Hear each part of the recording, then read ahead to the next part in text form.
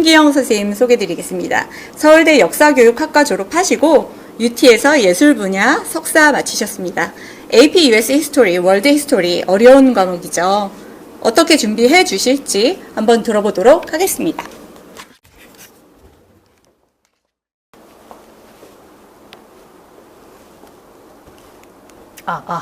소리 잘 들어가고 있을까요? 네. 안녕하세요. 저는 방금 소개받은 메이커스 학원에서 히스토리 담당하고 있는 송기영이라고 합니다. AP 히스토리 과목이 전부 3개가 있어요. 그래서 앞에 보시는 것처럼 월드 히스토리 모던하고 이제 US 히스토리, 유러피안 히스토리 이렇게 3과목이 있는데요. 이 중에서 이제 유러피안 히스토리는 사실 배우는 학생도 그렇게 많지는 않고 가르치는 사람들도 거의 전 못 본 것 같아요. 제 주변에서는. 그래서 요거는 살짝 예외로 하더라도 월드 히스토리나 US 히스토리 같은 경우는 그래도 좀 보편적으로 많이 선택들 하시는 과목이기도 하고 이 3과목이 범위나 어떤 대상이나 이런 것은 조금 차이가 있지만 기본적으로 그 히스토리를 가르치는 어떤 접근 방식, 어떤 철학 이런 것들이 좀 비슷하거든요. 그래서 3과목을 이제 전부 커버를 하다 보니까 그 과정에서 또 약간의 어떤 시너지 효과 같은 거를 제가 느끼기도 하고 그렇습니다. 자, 그래서 방금 또 소개를 잘 해주시기도 했지만 제가 이제 그 전공을 일단 히스토리 에듀케이션을 했고요.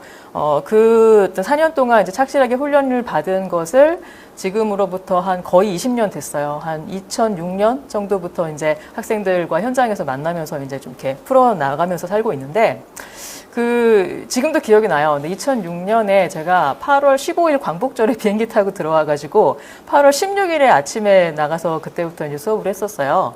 그때 이제 막 우리나라에서 이제 국제학교, 특목고의 어떤 국제반, 이런 것들이 이제 붐이 일어가지고, 해외에, 미국의 대학을 이제 학부를 국내에서 준비해서 이제 가는 그런 것이 이제 막 본격화되던 시기였는데, 거기에 비해서 이제 가르칠 수 있는 사람이 그렇게 확보가 되지 않았던 것 같아요. 그래서 마침 저는 이제 교사 자격증도 있고 하니까, 외대국보 국제반 학생들이 이제 1기부터 몇 년간 이제 쭉 가르칠 수가 있었습니다. 그래서 그때부터 이제 거의 20년 가까이 됐으니까 정말 다양한 상황에서 굉장히 개성 있는 다양한 학생들을 이제 많이 만나면서 나름대로 좀 이렇게 티칭의 노하우가 그래도 이제는 정말 무르익지 않았나 하는 그런 생각이 좀 들어요. 그러니까 가르치는 사람이 초반에는 사실 열정이 더 크고 그리고 이제 후반으로 갈수록 이제 열정은 조금 줄어들지만 그거에 비해서 어떤 연륜이나 아니면 요령이나 이제 이런 것들이 이제 늘어나는데 제가 지금 저 자신을 봤을 때 이제 그 두 가지가 하나가 약간 오버랩이 되면서 하나가 살짝 줄어들고 하나가 더 높아지는 가운데서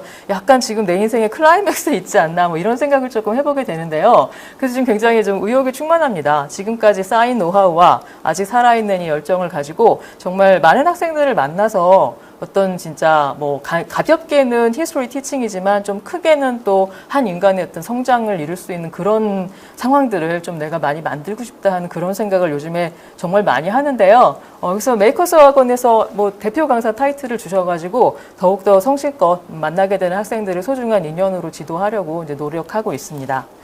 네. 자, 그런데 이제 이 앞에 있는 이 복잡해 보이는 그래프는 무엇이냐?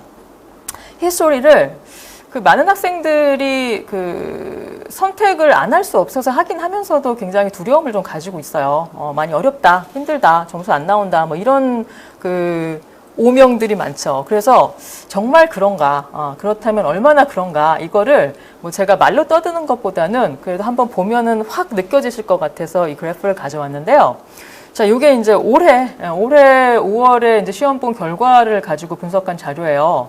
그러니까 요 회사에서 매년 요 자료를 내더라고요. 근데 거의 매년 비슷해요. 제가 2020년 거부터 쭉 훑어봤는데 순위가 거의 변동이 없는 것 같아요. 근데 여기서 보시면은 이제 오른쪽으로 가면 갈수록 이제 점수가 안 나온다, 힘들다, 이런 거고요. 그 다음에 이제 위로 올라가면 올라갈수록 공부하는데 시간 투자를 많이 해야 된다, 시간이 많이 걸린다, 이거예요. 그래서 보시면 히스토리 3과목이 전부 지금 여기에 몰려 있어요. US 히스토리, 월드 히스토리, 그 다음에 이제 유러피안 히스토리. 요 원의 크기는 응시하는 학생들의 숫자예요. 그러니까 뭐니 해도 US 히스토리는 미국 학생들이 대부분 할 테니까 지금 동그라미가 굉장히 크죠. 그 다음에 월드는 그래도 뭐 거의 비슷비슷한 것 같아요. 근데 유럽은 굉장히 작아 보이고. 근데 제가 이 그래프를 처음 봤을 때 저도 사실 조금 놀란 부분이 있었어요. 왜냐하면 하도 어렵다 그러니까 저조차도 가르치면서 사실 저도 속속들이 그 내용을 아니까 쉽지는 않고 그래서 이게 저 끝에 붙어 있을 줄 알았거든요, 저는. 근데 막상 보니까 히스토리보다 더 힘든 과목들이 더 많아요. 물론 대개는 다 이제 뭐 이과 과목이긴 한 것 같아요. 뭐 케미스트리, 뭐 피직스가 막 주로 힘든 걸로 나와 있기는 한데 문과 과목 중에는 English Literature가 이제 정말 그 최악의 난이도로 악명이 높고 그 다음을 차지하는 게 히스토리가 맞긴 맞는 것 같습니다. 네.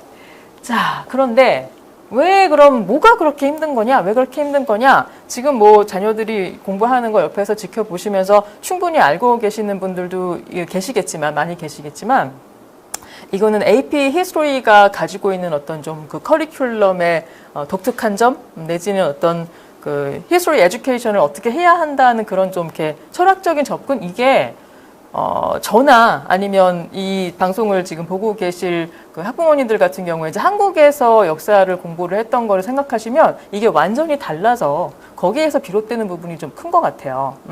자, 일단은 배워야 하는 내용이 상당히 그 정말 방대합니다.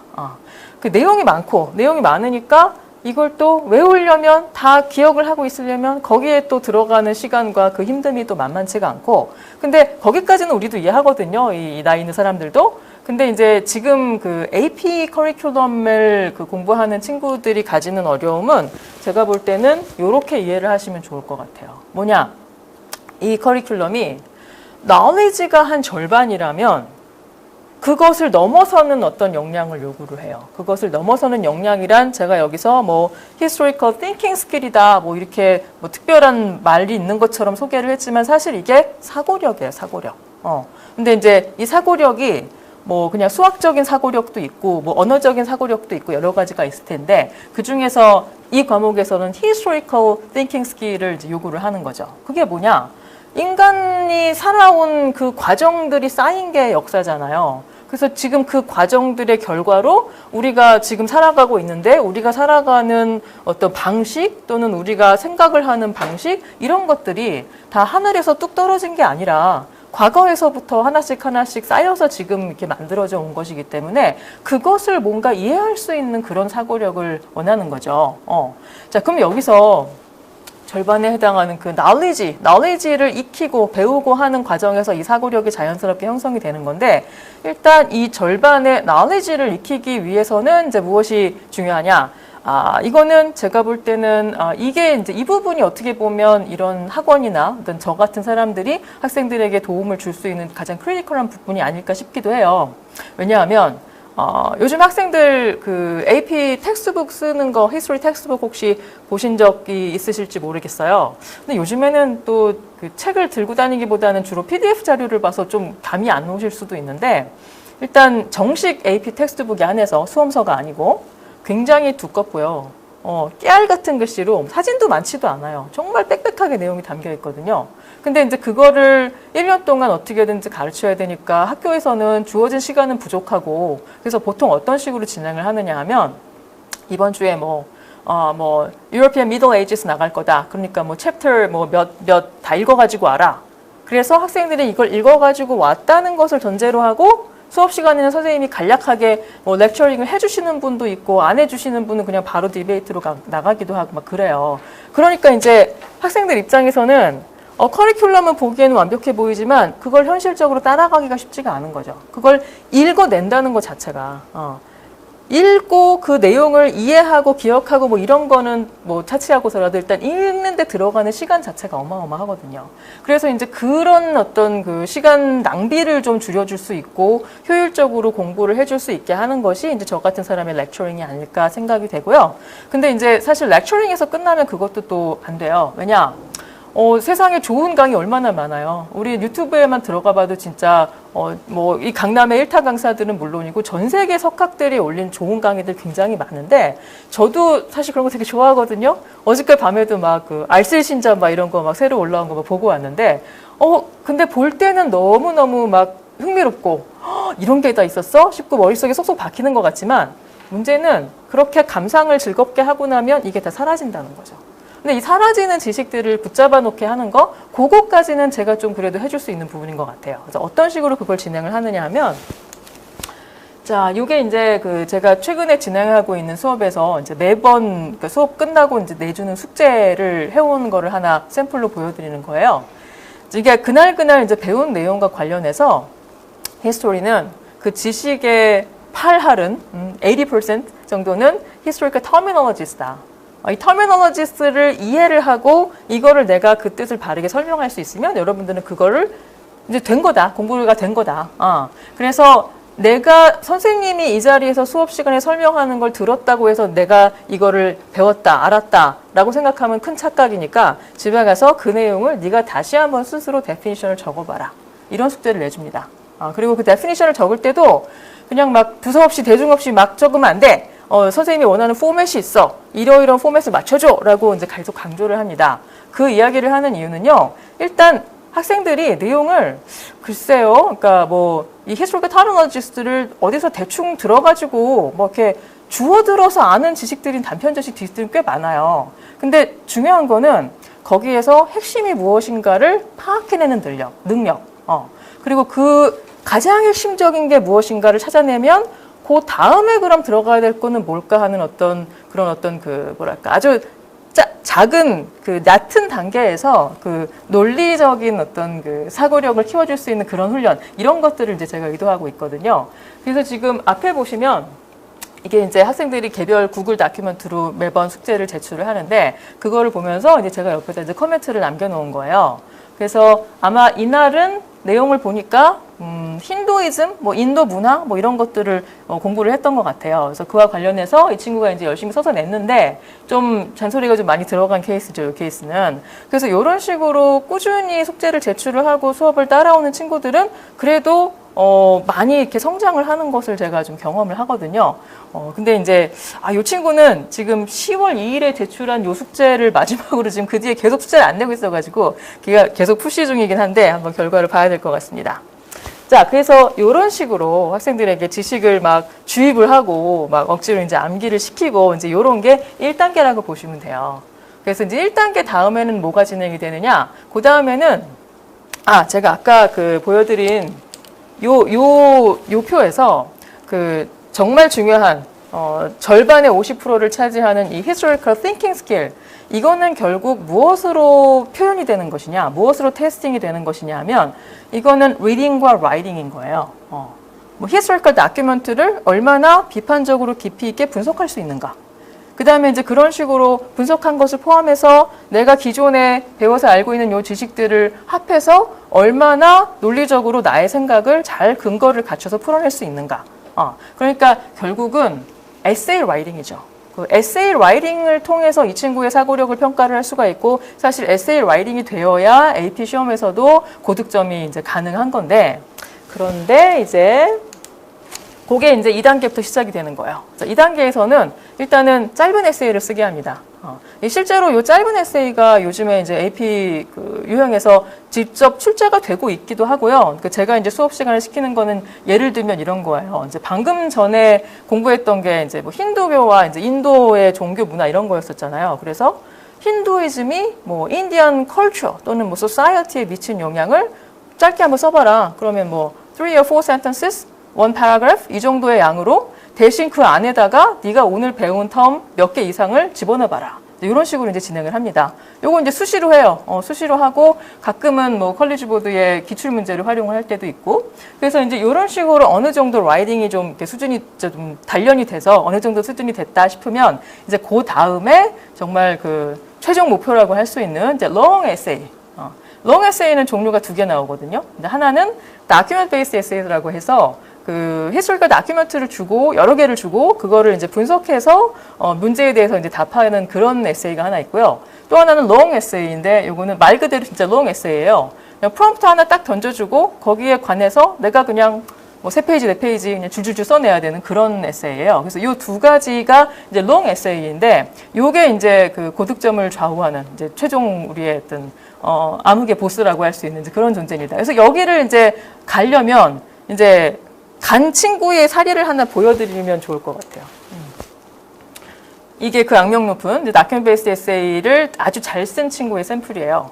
이제 컬리지 보드에서 이제 매년 그해 시험을 분석을 하면서 이제 그 자료를 올려주는데 그 중에 하나 이제 만점 받은 친구 거를 제가 가져왔어요. 그래서 딱 보면 뭐 깨알 같은 글씨라 잘 보이진 않으시겠지만 그래도 되게 좀 저는 이걸 보면서 했던 게 글씨를 되게 또박또박 잘 쓰지 않았습니까? 미국 학생들 진짜 글씨 못 쓰는데 이 정도면 굉장히 준수한 거예요. 그리고 양쪽으로 봤을 때 일단 4페이지를 꽉 채웠다는 거는 이 친구가 아는 게 많다는 얘기죠. 그래서 그 만점 받은 걸 보면은 그래도 이 정도는 좀 뭐 너무 많다 치더라도 한 3페이지까지는 채우는 것 같더라고요. 네. 그래서 이제 이게 우리의 궁극의 목표이기는 한데 학생들이 처음부터 이렇게 못 써요, 당연히. 이거 막 그 주제 같은 거 던져주는 거 보면 전 처음에 저도 기함을 했어요. 내가 이걸 가르쳐야 되는데 이 에세이 주제를 보면 아니 이게 무슨 뭐 박사 논문 주제지 이게 고등학생들 대상으로 에세이를 쓰라는 주제야? 막 이렇게 놀랄 정도로 내용이 쉽지가 않아요. 심도가 있어요. 자, 그런데 20년간 학생들을 가르치면서 제가 정말 놀라운 경험을 많이 했는데요. 그러니까 이게 어렵게 생각하면 한도 끝도 없이 어려울 수 있는데 야 정말 10대 청소년들은 얘네들은 정말 무한한 가능성을 가지고 있는 애들이구나. 그래서 어떻게든지 우격다짐으로 막 시켜내니까 처음에는 막 진짜 죽으려고 하더니 나중에 되니까 그래도 그럴듯하게 이렇게 한 편의 에세이를 써내는 거를 보면서 야 이게 되는구나 하는 경험을 제가 가르치던 초반에 여러 번 하면서 진짜 뻥 할 때가 있었습니다. 예. 자, 근데 그게 이제 처음부터 되지는 않더라고요. 처음부터 되지는 않고, 자, 또 하나의 이제 최근 사례를 보여드릴게요. 이게 지금 이제 제가 그 4세메스터 GPA 대비반 가르치면서 한 보름 전쯤에 이제 DBQ를 처음으로 한번 시도를 해봤었어요. 보통 학교들도 비슷하게 합니다. 막 이렇게 좀 막 좋은 학교, 명문 학교일수록 좀 커리큘럼을 어렵게 하느라고 초반부터 긴 에세이를 하는 경우도 있지만 저는 그것도 별로 좋은 것 같지는 않아요. 그러니까 학생들이 준비가 안 된 상태에서 막 어거지로 시키면 애들이 오히려 좀 탈이 나는 경우도 있더라고요. 그래서 그냥 평균적인 학교들을 놓고 보면 첫 번째 학기의 한 중반이 지나면 그때서부터 이제 에세이를 살짝 맛보기를 시켜주는 것 같아요. 그래서 저도 GPA 대비반에서도 이제 비슷하게 진행을 했었던 건데요. 자, 그래서 요거는 이제 다큐멘트 베이스드 에세이라서 그 다큐멘트를 분석하는 것까지는 첫 시도니까 제가 했어요. 그러니까 같이 해줬어요. 검토하면서 야 여기서는 이런 부분이 중요할 것 같지 않니? 이 사람의 본래 뜻은 이런 거일 것 같지 않니? 요거 약간 지금 좀 꼬인 것 같지 않니? 뭐 이제 이런 식으로 이제 유도를 하면서 분석까지는 같이 진행을 했었고 그 다음에 이제 분석한 내용을 바탕으로 에세이 라이팅은 그래도 너희들이 한번 해봐라. 주어진 형식과 스코어링 가이드라인을 생각하면서 한번 일단 완성을 해보자라고 해서 이제 숙제를 내준 거예요. 자, 그래서 이제 이 친구가 그 수업에 지금 들어오는 학생들이 한 6명쯤 되는데 그 중에 제 날짜에 제출을 한 게 2명이었어요. 그 중에서도 한 명은 좀 형식이 좀 완결이 안 돼가지고 제가 요게 하나 그나마 좀 완성된 형식을 보여줘서 들고 온 건데 딱 보니까 아까 이거하고 비교해보면 어때요? 일단 양적으로 좀 많이 부족한 것 같죠. 그러니까 이 친구 딴에는 굉장히 이제 쥐어짜내서 쓴 건데 아직은 이제 안 되는 거예요. 아직은 안 되지만 그러나 저는 이걸 읽어보면서 기본적인 논리 전개가 나쁘지 않고 흐름이 나쁘지 않고 다만 이 자료에 대한 분석이 좀 풍부하지 못한 것 그리고 배워서 아는 것들을 좀 더 과감하게 활용하지 못한 거 이제 이런 것 정도를 그 개선을 하면 이 친구는 놀랍게 좋아질 수 있겠다 이제 그런 생각을 했어요. 그래서 이제 그런 생각을 여기 이제 총평에서 너는 앞으로 이제 이런 부분이 약점이니까 보완을 하면 좋겠다. 신경을 써라. 이렇게 이제 얘기를 했고, 그 다음에 이제 뭐 구체적으로 뭐 이 부분은 이렇고 저 부분은 저렇고 이런 것들을 이제 코멘트를 이렇게 남겨줬죠. 그래서 이런 식의 꼼꼼한 피드백을 자기 에세이에 대해서 피드백을 받아볼 수 있는 기회가 그렇게 많지 않습니다. 이거는 제가 볼 때는 조교를 시킬 수가 없어요. 어떤 과목은 이렇게 조교를 채용을 해서 매일매일 모의고사를 보면서 채점을 시키고 뭐 그렇게 해도 진행을 하는데 히스토리는 아무리 제가 생각을 해봐도 그게 안 되는 것 같아.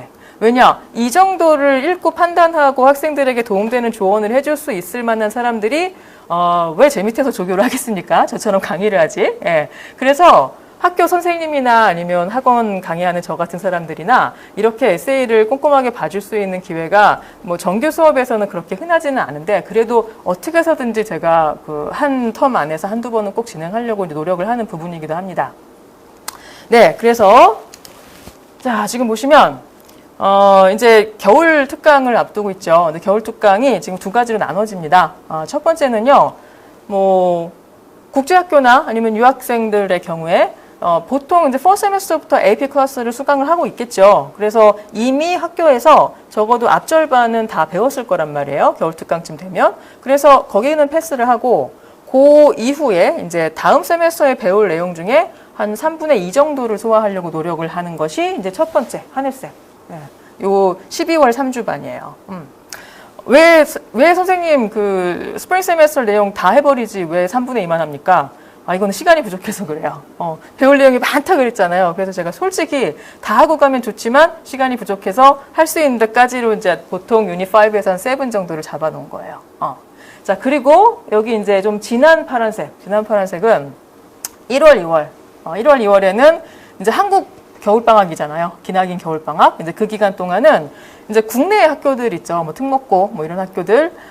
이런 학교들은 학교에서 AP 클래스를 제공하지 않는 경우가 더 많죠. 그래서 아예 공부를 안 했는데 그렇지만 외국 대학 가고 싶다. AP 시험은 보고 싶다. 이런 친구들이 있거든요. 그래서 그런 친구들을 대상으로 여기서는 처음부터 진도를 나갑니다.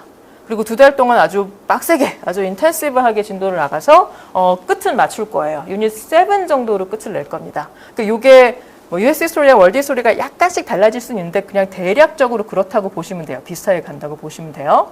그러면 이제 나머지가 뭐 유닛 8, 9이 있고 그다음에 이제 5월에 시험을 볼 거 아니에요. 그래서 이제 그 부분에 대해서는 3, 4월에 저기 개념 플러스 실전 대비라고 초록색 있잖아요. 네, 실전 대비반이 이제 주말마다 진행이 될 거고요. 그래서 그 기간 동안은 나머지 진도 플러스 그다음에 총 정리 이제 플러스 그야말로 이제 실전 대비를 진행을 하게 되는데요.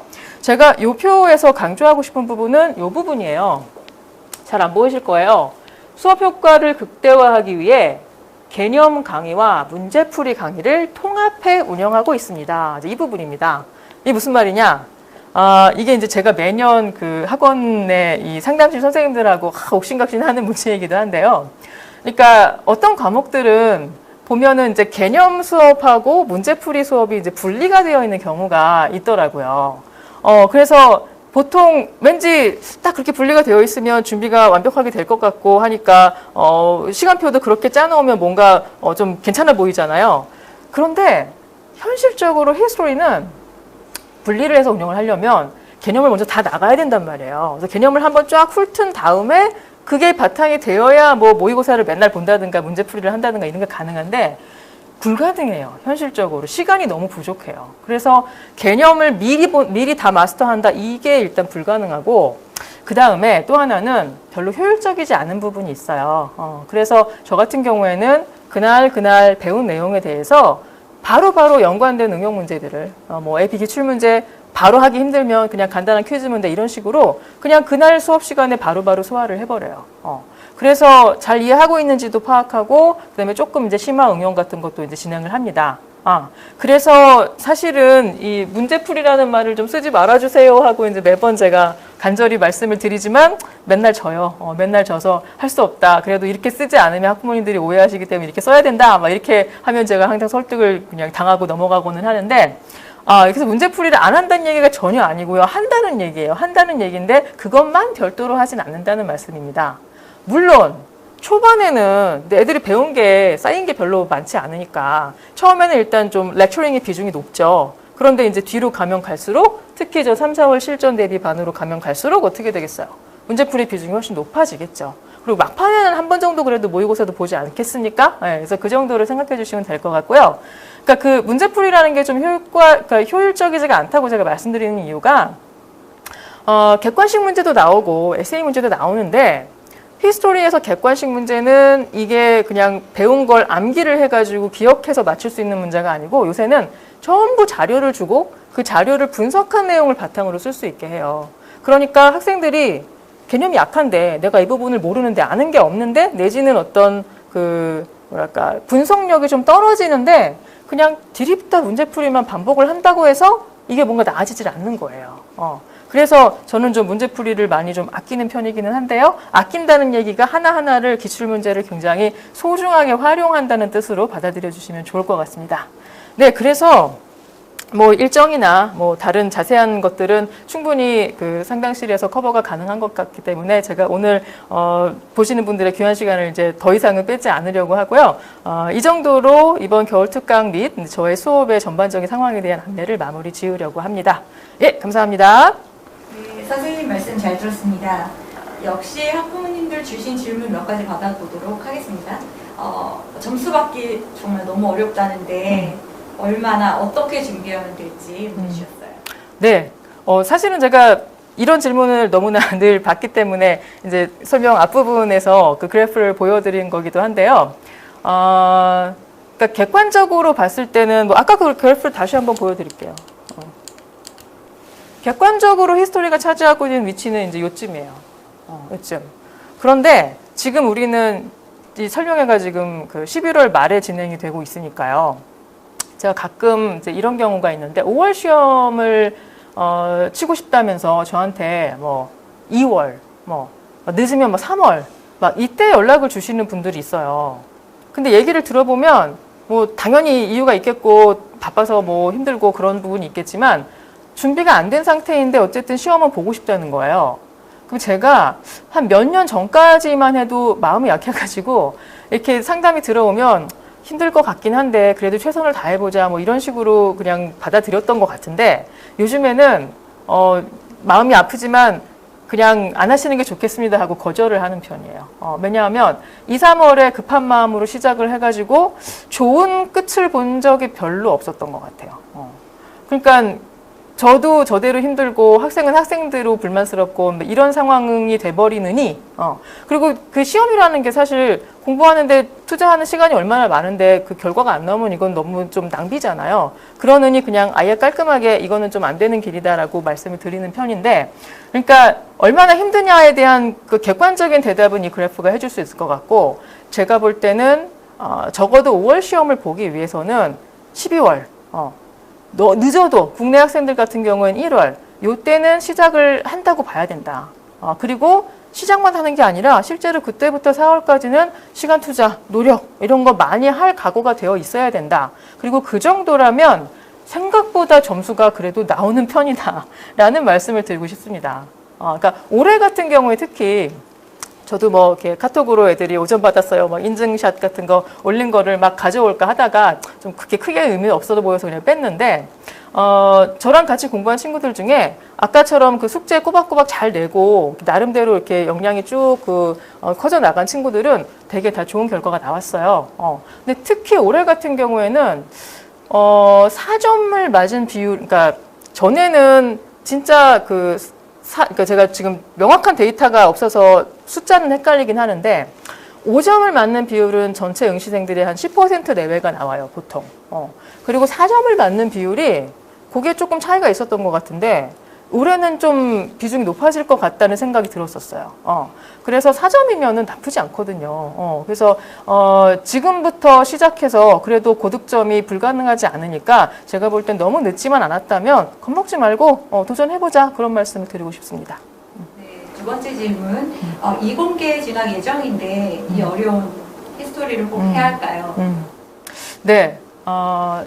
이공계의 시대죠. 이과의 시대죠. 사실은 히스토리가 구닥다리인 거고 이제 이공계를 가야 되는데 우리는 전부 그렇다고 해서 그럼 히스토리가 의미가 없느냐? 저는 그렇게 생각하진 않습니다. 그러니까 정말 너무 힘들고 다른 거 할 게 많아서 이제 피해가는 것도 방법이기는 한데요.